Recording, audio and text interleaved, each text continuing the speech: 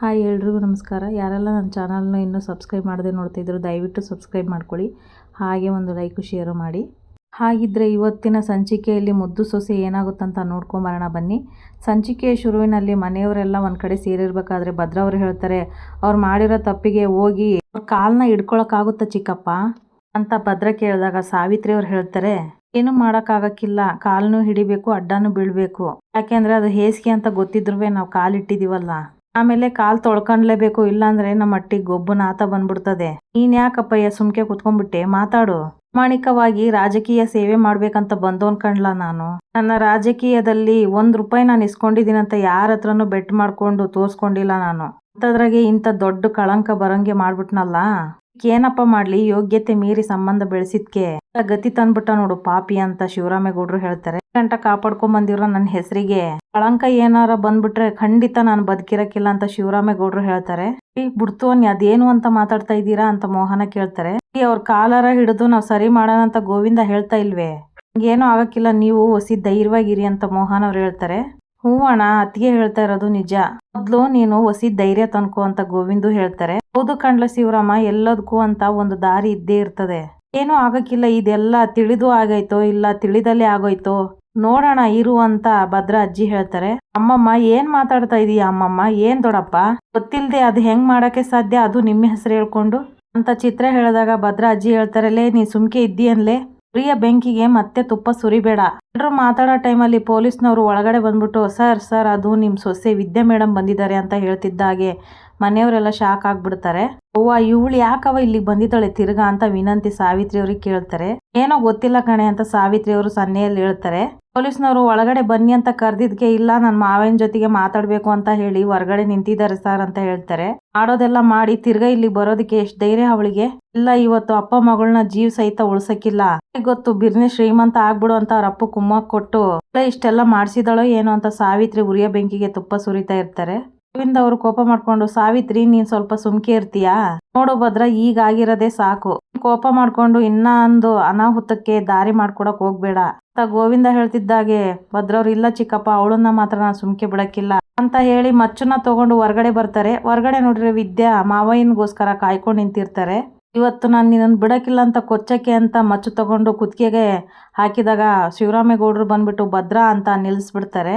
ಭದ್ರ ಕಾಪ್ದಲ್ಲಿ ಮಚ್ಚೆತ್ತಿದ್ರೆ ಸಮಸ್ಯೆ ಬಗೆಹರಕ್ಕಿಲ್ಲ, ಇನ್ನು ಸಮಸ್ಯೆ ಹೆಚ್ಚಾಗುತ್ತೆ, ತೆಗಿಲ್ಲ ಅದನ್ನ ಅಂತ ಶಿವರಾಮೇಗೌಡರು ಹೇಳ್ತಾರೆ. ಮಚ್ಚನ್ನ ಬಿಸಾಕ್ಲ ಅಂತ ಗದ್ರದಾಗ ಭದ್ರವ್ರು ಮಚ್ಚನ್ನ ಕೆಳಗಡೆ ಹಾಕ್ತಾರೆ. ನಿಮ್ಮಪ್ಪ ಅಷ್ಟೆಲ್ಲ ಕಸಬು ಮಾಡಿದ್ರುವೆ ಬಂದು ಮತ್ತೆ ಇಲ್ಲಿ ನಿಂತಿದ್ಯಲ್ಲ, ನಿನ್ಗೆ ಎಷ್ಟೇ ಧೈರ್ಯ ಇರ್ಬೇಕು, ನೀಗ್ ಬರ್ತಾ ಇರೋ ಕೋಪಕ್ಕೆ ನಿನ್ನ ಹೊಸ್ಕಾಕ್ಬಿಡ್ತೀನಿ ಅಂತ ಹೇಳ್ತಾರೆ ಭದ್ರ ಅವರು. ಇದನ್ನೆಲ್ಲ ನೋಡಿದ ಭದ್ರ ಅಜ್ಜಿ ಹೇಳ್ತಾರೆ, ಅವ್ವ ತಾಯಿ ಉಲ್ಕೇರವ್ವ, ಮನೆ ಮೇಲೆ ಅದು ಯಾವ ಕೆಟ್ಟು ದೃಷ್ಟಿ ಬಿದ್ದೈತೋ, ಯಾಕೆ ಇಷ್ಟೆಲ್ಲ ನಡೀತಾ ಇದೆಯೋ ಅಂತ ಬೇಡ್ಕೊಂತ ಇರ್ತಾರೆ. ಆಗ ಸಾವಿತ್ರಿ ಅವ್ರು ಹೇಳ್ತಾರೆ, ಏನೇ ಇಷ್ಟು ವರ್ಷ ಕಾಪಾಡ್ಕೊಂಡ್ ಬಂದಿರೋ ನಮ್ಮ ಮನೆ ಮರ್ಯಾದೆಗೆ ಕಲ್ಲು ಹೊಡೆದು ಯಾವ ಮುಖ ಇಟ್ಕೊಂಡು ಇಲ್ಲಿ ಬಂದಿದೆಯೇ ಮನೆ ಹಾಳಿ. ಅಪ್ಪ ಮಾಡಿರೋ ಕೆಲ್ಸದಿಂದ ಇಡೀ ನಮ್ ಕುಟುಂಬ, ಮುಖ್ಯವಾಗಿ ನಮ್ಮ ಅಣ್ಣ ತಲೆ ತಗ್ಸಂಗಾಗದೆ, ಮಾಡಿರೋ ಕೆಲ್ಸಕ್ಕೆ ನಿಮ್ ಮನೆ ನಾಶ ಆಗೋಗುತ್ತೆ ಕಣೆ ಪಾಪಿ, ಯಾಕೆ ಇಲ್ಲಿ ತಿರ್ಗಾ ಬಂದಿದ್ಯಾ ಅಂತ ಸಾವಿತ್ರಿ ಅವ್ರು ಕೇಳ್ತಾರೆ.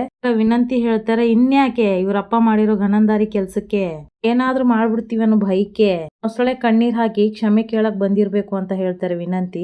ಈಶ್ವರಿ ಹೇಳ್ತಾರೆ, ಲೇ ನೀನ್ ಬಂದು ಕ್ಷಮೆ ಕೇಳ್ದೆಟ್ಗೆ ನಮ್ಮ ಅಪ್ಪ ಮಾಡಿರೋ ಪಾಪ ಕಮ್ಮಿ ಆಯ್ತದೇನೆ, ಅಪ್ಪ ಮಾಡಿರೋ ಕೆಲ್ಸಕ್ಕೆ ಕ್ಷಮೆ ಅನ್ನೋದೇ ಸಿಗಕ್ಕಿಲ್ಲ, ಬರ್ದಿಟ್ಕೊಂಡ್ಬಿಡು ಅಂತ ಈಶ್ವರಿ ಹೇಳ್ತಾರೆ. ಅಪ್ಪಯ್ಯನಿಂದ ಏನಾದ್ರೂ ನಮ್ಮ ಅಪ್ಪಯ್ಯ ತಲೆ ತಗ್ಸೋ ಪರಿಸ್ಥಿತಿ ಬಂತು ಅನ್ಕೋ, ಅಪ್ಪಯ್ಯನ ತಲೆ ತೆಗೆಯೋದ್ನ ಆ ದೇವ್ರು ಕೂಡ ತಡೆಯಕ್ಕಾಗಕ್ಕಿಲ್ಲ ಅಂತ ಹೇಳ್ತಾರೆ ಭದ್ರ.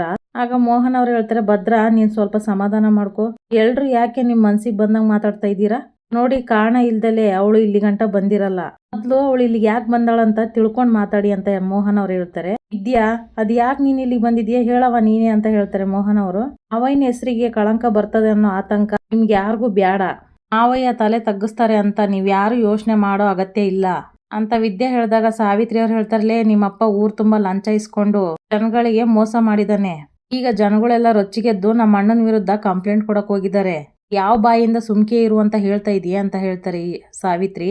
ಎಲ್ಲ ಗೊತ್ತಿದ್ದು ನಾಟಕ ಆಡಕ್ ಬಂದಿದ್ಯೇನೆ ಮನೆ ಹಾಳಿ ಅಂತ ಹೇಳ್ತಾರೆ ಸಾವಿತ್ರಿ ಅವರು. ಆಗ ವಿದ್ಯೆ ಹೇಳ್ತಾರೆ, ನಮ್ಮಪ್ಪ ಮಾವಯ್ಯನ ಹೆಸರು ಹೇಳ್ಕೊಂಡು ಊರ್ನವ್ರ ಹತ್ರ ಲಂಚ ತಗೊಂಡಿರೋದು ಎಷ್ಟು ದಿಟನೋ ಮತ್ತು ಆ ವಿಷಯ ನಮ್ಗೆಲ್ರಿಗೂ ಗೊತ್ತಾಯ್ತಾ ಇರೋದು ಅಷ್ಟೇ ಸತ್ಯ.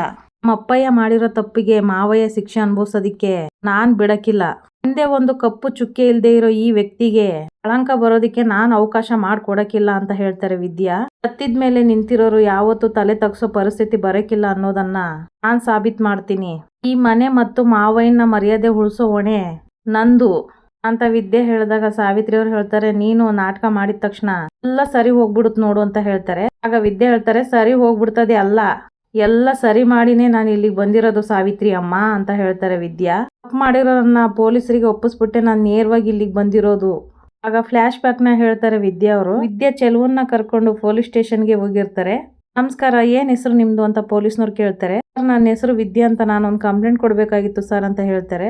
ಯಾರ ಮೇಲೆ ಏನ್ ಕಂಪ್ಲೇಂಟ್ ಕೊಡ್ಬೇಕಾಗಿತ್ತು ಅಂತ ಪೊಲೀಸ್ನವ್ರು ಹೇಳ್ತಾರೆ. ಇಲ್ಲೇ ನಿಂತವ್ರೆ ನೋಡಿ ಸರ್, ಇವ್ರ ಹೆಸರು ಚೆಲುವರಾಜ್ ಅಂತ. ಇವರು ಮಂತ್ರಿ ಶಿವರಾಮೇಗೌಡರ ಹೆಸರನ್ನ ದುರುಪಯೋಗ ಮಾಡ್ಕೊಂಡು ಜನಗಳ ಹತ್ರ ಲಂಚ ತಗೊಂಡು ಮೋಸ ಮಾಡಿದ್ದಾರೆ.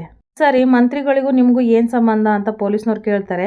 ವ್ಯಕ್ತಿ ಮೇಲೆ ಕಂಪ್ಲೇಂಟ್ ಕೊಡೋದಿಕ್ಕೆ ನಾನು ಮಂತ್ರಿ ಶಿವರಾಮೇಗೌಡರು ಇದಾರಲ್ಲ ಅವ್ರ ಸೊಸೆ ಸರ್ ಅಂತ ವಿದ್ಯೆ ಹೇಳ್ತಾರೆ. ಸಾರಿ ಮೇಡಮ್, ಗೊತ್ತಾಗ್ಲಿಲ್ಲ, ಕೂತ್ಕೊಳ್ಳಿ ಅಂತ ಪೊಲೀಸ್ನವ್ರು ಹೇಳ್ತಾರೆ. ಪರವಾಗಿಲ್ಲ ಸರ್, ನೀವು ನನ್ನ ಕಂಪ್ಲೇಂಟ್ ಅನ್ನ ತಗೊಂಡು ಇವ್ರ ಮೇಲೆ ಕ್ರಮ ತಗೊಳ್ಳಿ ಸಾಕು. ಸರಿ, ಇವರು ಮಂತ್ರಿಗಳ ಹೆಸರನ್ನ ದುರುಪಯೋಗ ಮಾಡ್ಕೊಂಡಿದಾರಂತ ನಿಮ್ಗೆ ಹೆಂಗ್ ಗೊತ್ತು? ಅಷ್ಟಕ್ಕೂ ಈ ವ್ಯಕ್ತಿ ಯಾರು ಅಂತ ಪೊಲೀಸ್ನವ್ರು ಕೇಳ್ತಾರೆ. ಇವರು ಬೇರೆ ಯಾರು ಅಲ್ಲ ಸರ್, ನಮ್ಮ ಅಪ್ಪನೆಯ.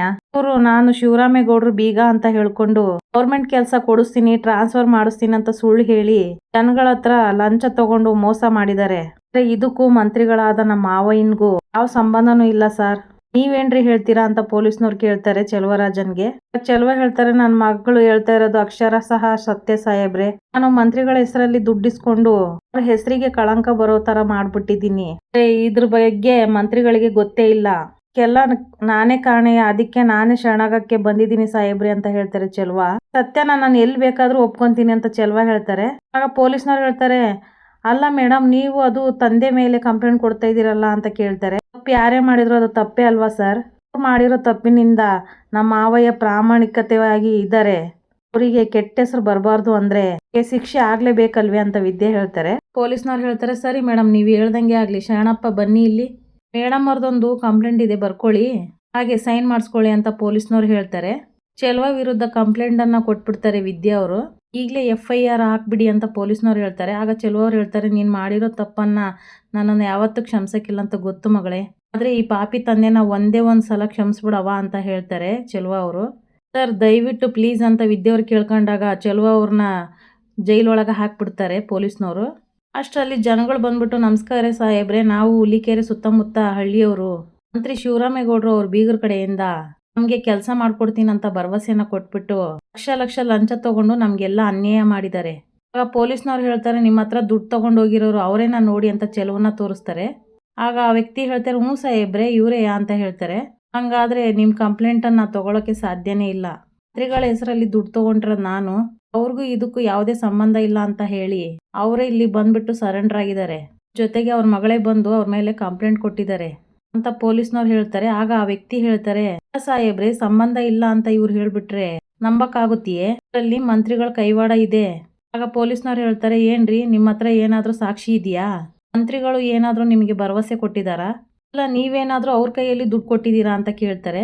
ಆಗ ಆ ವ್ಯಕ್ತಿ ಹೇಳ್ತಾರೆ, ಇಲ್ಲ ಸಾಹೇಬ್ರೆ, ಅವ್ರ ಹತ್ರ ಈ ಬಗ್ಗೆ ನಾವು ಮಾತಾಡೇ ಇಲ್ಲ ಅಂತ ಹೇಳ್ತಾರೆ. ಮತ್ತೆ ಅವ್ರ ಕೈವಾಡ ಇದೆ ಅಂತ ಹೆಂಗ್ರಿ ಹೇಳ್ತೀರಾ ನೀವು? ಸುಮ್ಮನೆ ಅನಾವಶ್ಯಕವಾಗಿ ಅವ್ರ ಹೆಸರನ್ನ ಇದರಲ್ಲಿ ಹೇಳಕ್ ತರಬೇಡಿ.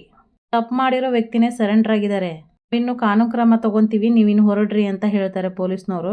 ಸರಿ ಸಾಹೇಬ್ರ ಅಂತ ಹೇಳಿ ಬಂದಿರೋ ಜನಗಳು ಅಲ್ಲಿಂದ ವಾಪಸ್ ಹೊರಡ್ತಾರೆ. ಆಗ ವಿದ್ಯೆ ಹೇಳ್ತಾರೆ, ಸರ್ ನಮ್ಮ ಮಾವಯ್ಯನ ಕಾಪಾಡಬೇಕು ಅನ್ನೋ ಉದ್ದೇಶದಿಂದ ಒಂದು ಇಲ್ಲಿ ಕಂಪ್ಲೇಂಟ್ ಕೊಟ್ಟಿಲ್ಲ ಸರ್. ಸತ್ಯವಾಗ್ಲೂ ಅವರು ತುಂಬಾ ಪ್ರಾಮಾಣಿಕ ವ್ಯಕ್ತಿ, ಅಂಥವ್ರಿಗೆ ಕೆಟ್ಟ ಹೆಸರು ಬರಬಾರ್ದು, ಅದಕ್ಕೆ ನೀವು ಅವಕಾಶ ಮಾಡಿಕೊಡ್ಬೇಡಿ ಅಂತ ಹೇಳ್ತಾರೆ ವಿದ್ಯಾ. ಆಗ ಪೊಲೀಸ್ನವ್ರು ಹೇಳ್ತಾರೆ, ಅವರು ಏನು ಅನ್ನೋದು ನಮಗೂ ಚೆನ್ನಾಗಿ ಗೊತ್ತಿದೆ ಮೇಡಮ್, ಇದರಿಂದ ಅವ್ರಿಗೆ ಏನು ತೊಂದರೆ ಆಗದೋರಿ ರೀತಿ ನಾವು ನೋಡ್ಕೊಂತೀವಿ ಮೇಡಮ್ ಅಂತ ಹೇಳ್ತಾರೆ. ತುಂಬಾ ಥ್ಯಾಂಕ್ಸ್ ಸರ್ ಅಂತ ಹೇಳಿ ನಾನು ನೇರವಾಗಿ ಇಲ್ಲಿಗೆ ಬಂದಿದ್ದೀನಿ ಅಂತ ಫ್ಲಾಶ್ ಬ್ಯಾಕ್ನ ಅವ್ರ ಮುಂದೆ ಹೇಳಿರ್ತಾರೆ ವಿದ್ಯಾ ಅವರು. ತಪ್ಪು ಮಾಡಿರೋದು ಯಾರು ಅಂತವ ಎಲ್ರಿಗೂ ಗೊತ್ತಾಗದೆ, ಮಾವಯ್ಯ ಏನು ತಪ್ಪು ಮಾಡಿಲ್ಲ ಅನ್ನೋದು ಪ್ರಪಂಚಕ್ಕೆ ಸ್ಪಷ್ಟವಾಗದೆ, ಆ ಕಳಂಕದ ನೆರಳು ಕೂಡ ಮಾವಯ್ಯನ ಮೇಲೆ ಬೀಳೋದಿಕ್ಕೆ ಸಾಧ್ಯನೇ ಇಲ್ಲ ಅಂತ ಎಲ್ರ ಮುಂದೆ ವಿದ್ಯೆ ಹೇಳ್ತಾರೆ. ವಿಚಾರ ಇಟ್ಕೊಂಡು ಮಾವಯ್ಯನ ಹೆಸರಿಗೆ ಕಳಂಕ ಬೆಳಿತೀನಂತ ಯಾರಾದ್ರೂ ಬಂದ್ರೆ ಅವರು ನನ್ನನ್ನ ದಾಟ್ಕೊಂಡು ಬರ್ಬೇಕಾಗುತ್ತೆ ಅಂದಾಗ ಈಶ್ವರಿ ಅವರು ಅವಳನ್ನೇ ಕೆಕ್ಕರ್ಸ್ಕೊಂಡು ನೋಡ್ತಾರೆ. ನಾನು ಜೀವಂತವಾಗಿರೋ ಗಂಟನುವೆ ಹೆಸರಿಗೆ ಕಳಂಕ ಬರೋದಿಕ್ಕೆ ನಾನ್ ಬಿಡಕ್ಕಿಲ್ಲ. ಚಿತ್ರ ಹೇಳ್ತಾರೆ, ಓಹೋ ಶಾನೆ ದೊಡ್ಡ ಕೆಲಸ ಮಾಡಿದೀನಿ ಅಂತ ತಗೊಳಕ್ ಇಲ್ಲಿಗೆ ಬಂದ ಅಂತ ಕೇಳ್ತಾರೆ ಚಿತ್ರ.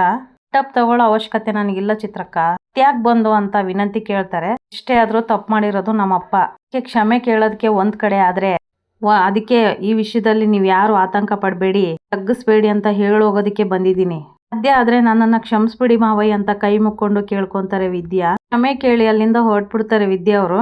ಅವರು ಮನ್ಸೊಳಗೆ ಅನ್ಕೊಂತಾರೆ, ಈ ಶಿವರಾಮೇಗೌಡ ಅರೆಸ್ಟ್ ಆಗಿ ಕಳ್ಕಂತಾನಂತ ಎಷ್ಟೆಲ್ಲ ಆಸೆಯಾಗಿದ್ದೆ, ಆದ್ರೆ ಈ 3 ಅಡಿ ಬಂದು ಎಲ್ಲದಕ್ಕೂ ತಣ್ಣೀರ್ ಹಚ್ಬಿಟ್ಲು ಅಂತ ಮನ್ಸೊಳಗೆ ಅನ್ಕೊಂತಾರೆ. ಆಗ ಸಾವಿತ್ರಿ ಹೇಳ್ತಾರೆ, ನೋಡಿದೆ ಅಣ್ಣ, ಆ ಮಟ್ಟಕ್ಕೆ ನಾಟಕ ಆಡ್ಬಿಟ್ಟು ಹೋದ್ಲು ಅಂತ, ಮುಂದ್ಗುಟ್ಟೆ ನಿಂತ್ಕೊಂಡು ತಪ್ಪು ಮಾಡಿದವ್ರನ್ನ ಅರೆಸ್ಟ್ ಮಾಡಿಸ್ದೆ ಅಂತ ಹಿಂಗೆ ಜಂಬ ಕೊಚ್ಕೊಂಡ್ಲು ಅಂತ ಹೇಳ್ತಾರೆ ಸಾವಿತ್ರಿ. ಅವ್ರು ಲಂಚ ತಗೊಂಡಿರೋದು ಇವತ್ತೇ ನಮಗೆ ಗೊತ್ತಾಗಿರೋದಂತ ಹೆಂಗ್ ನಾಟಕ ಮಾಡಿದ್ಲು ನೋಡು. ವಿನಂತಿ ಹೇಳ್ತಾರೆ, ಅವ್ವ ಅವಳ ಆರ್ಭಟ ನೋಡ್ತಾ ಇದ್ರೆ ಅಪ್ಪ ಮಾಡಿರೋ ಮೋಸದಲ್ಲಿ ಉಳ್ದು ಪಾಲಿರ್ಬೇಕು ಕಣವ್ವ, ಅದಕ್ಕೆ ಅಪ್ಪನ ಉಳಿಸ್ಕೊಳಕ್ಕೋಸ್ಕರ ಹೊಸದಾಳ ಉರಿಸ್ಬಿಟ್ಟು ಹೋಗ್ತಾ ಇದ್ದಾಳೆ ಅಂತ ಹೇಳ್ತಾರೆ ವಿನಂತಿ. ಗೋವಿಂದ ಹೇಳ್ತಾರೆ, ಇದಕ್ಕೆಲ್ಲ ಇವತ್ತೇ ತೆರೆ ಬಿದ್ದಾಯ್ತು ಅಂತ ಹೇಳಿದ್ಲು ತಾನೆ, ಅದ್ರಾಗೆ ಬೀದಿಲ್ ನಿಂತ್ಕೊಂಡು ಚರ್ಚೆ ಮಾಡೋದ್ ಬೇಡ, ತಿಂದೋರು ಯಾರೇ ಆದ್ರೂ ನೀರ್ ಕುಡಿಲೇಬೇಕು, ಇವಾಗ ಬೀದಿಯಾಗ ನಿಂತ್ ಮಾತಾಡೋದ್ ಬೇಡ, ಹೊರಗಡೆ ಮಾತಾಡೋಣ, ಎಲ್ರು ನಡೀರಿ ಅಂತ ಹೇಳ್ತಾರೆ ಗೋವಿಂದ ಅವರು. ಎಲ್ರು ಒಳಗಡೆ ಹೋಗ್ತಾ ಇದ್ದಾಗೆ ಭದ್ರಾ ಅಜ್ಜಿ ಹೇಳ್ತಾರೆ, ಅವ್ವ ಹುಲಿಕೇರವ್ವ, ಇವತ್ತದಂಗೆ ಕಾಣ್ತಾ ಇದ್ದ ಕಷ್ಟವಾ ಹಂಗೆ ಮಾಯ ಮಾಡ್ಬಿಟ್ಟೆಲ್ಲ ತಾಯಿ, ದೇವ್ರ ಹತ್ರ ಕೈ ಮುಕ್ಕೊಂಡ್ ಬೇಡ್ಕೊಂತಾರೆ ಭದ್ರಾಜ್ಜಿ. ಪಾಪದಿಂದ ಯಾವ ಸಮಸ್ಯೆನೂ ಬಗೆಹರ್ಸಕ್ ಆಗಕ್ಕಿಲ್ಲ, ಅದಕ್ಕೆ ಬುದ್ಧಿವಂತಿಕೆ ಬೇಕು ಅನ್ನೋದನ್ನ ಸೊಸೆ ನಿರೂಪಿಸ್ಬಿಟ್ಲು ಮೋಹನ ಅಂತ ಹೇಳ್ತಾರೆ ಭದ್ರಾಜ್ಜಿ. ಜೊತೆಗೆ ಬುದ್ಧಿವಂತಿಕೆ ಇದ್ರೆ ಏನೇನೆಲ್ಲ ಮಾಡ್ಬೋದು ಅನ್ನೋದನ್ನ ತೋರ್ಸ್ಬಿಟ್ಲು ಕಣೆ ಅಂತ ಹೇಳ್ತಾರೆ. ನೀವ್ ಹೇಳಿದ್ ನಿಜ, ಈ ಅಟ್ಟಿ ಸೊಸೆ ಅಂತ ಸಾಬೀತ್ ಮಾಡೋದ್ಲು ಅಂತ ಮೋಹನ ಹೇಳ್ತಾರೆ. ಇಲ್ಲಿಗೆ ಈ ಸಂಚಿಕೆ ಮುಗಿಯುತ್ತೆ. ವಿಡಿಯೋ ನೋಡಿದ್ದಕ್ಕಾಗಿ ಧನ್ಯವಾದಗಳು.